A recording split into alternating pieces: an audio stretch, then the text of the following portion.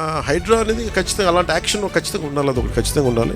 చాలా మంది మనకి చూస్తే చెరువులు ఆక్యుపై చేశారు చాలా మంది. రేవంత్ రెడ్డి గారు ముఖ్యమంత్రి వచ్చి ఇప్పుడు ఏమంటారు, కొట్టేస్తా ఉంటారు. ఆయన చేస్తున్నారు రైటే. హైడ్రా ఎవరు పొరపాటున ఇక్కడ చిన్న తప్పు చేసినా ఎంత పెద్దవాళ్ళైనా సరే ఈ హైడ్రా చూస్తూ ఊరుకోదు, ఏమంటే ఇట్లా పట్టుకొని తీసుకొని వచ్చేస్తుంది.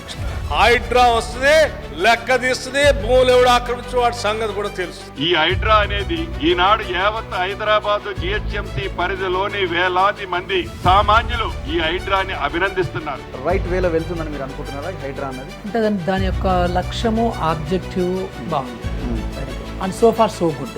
ఓకే, సో కరెక్ట్ గానే వెళ్తుంది యాజ్ ఆన్ టుడే. తెలంగాణలో కూడా ముఖ్యమంత్రి రేవంత్ రెడ్డి ఆయన FPL లెవెల్లో అక్రమ కట్టడాలు ఉన్న చాలా చోట్ల ఆక్రమణలు తొలగింపు. ముఖ్యమంత్రి గారికి హైడ్రా వలన ప్రజలకు మంచి జరగాలని ముఖ్యమంత్రి చేసినటువంటి హైడ్రా ఏదైతే ఉందో దానికి నేను పూర్తిగా అభినందిస్తా ఉన్నాను. హైడ్రా అంటే భయానకమైన పేరు. ఇప్పుడు ఇన్ ప్రిన్సిపల్ వి వెల్కమ్.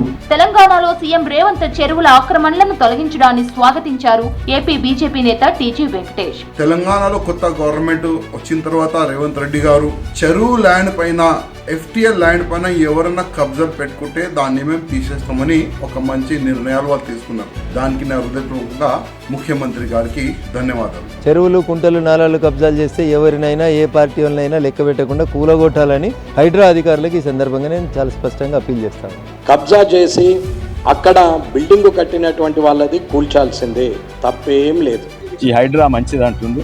పెద్ద పెద్ద నాయకులు, ఫిల్మ్ స్టార్లది కూడా కూలగొట్టింది. పర్యావరణం రక్షిస్తుంది, మన కుంటలు, చెర్లను రక్షిస్తుంది, గవర్నమెంట్ కబ్జాలు ఆపుతున్నది. అయితే ఇది చాలా మంచిది. ఈ చెరువులను చెరబట్టిన వాళ్ళ నుంచి విముక్తి కలిగించాలన్న ఏకైక లక్ష్యంతోనే ఈ చెరువులలో ఉన్న అక్రమ కట్టడాలను కూలగొడుతున్నాము.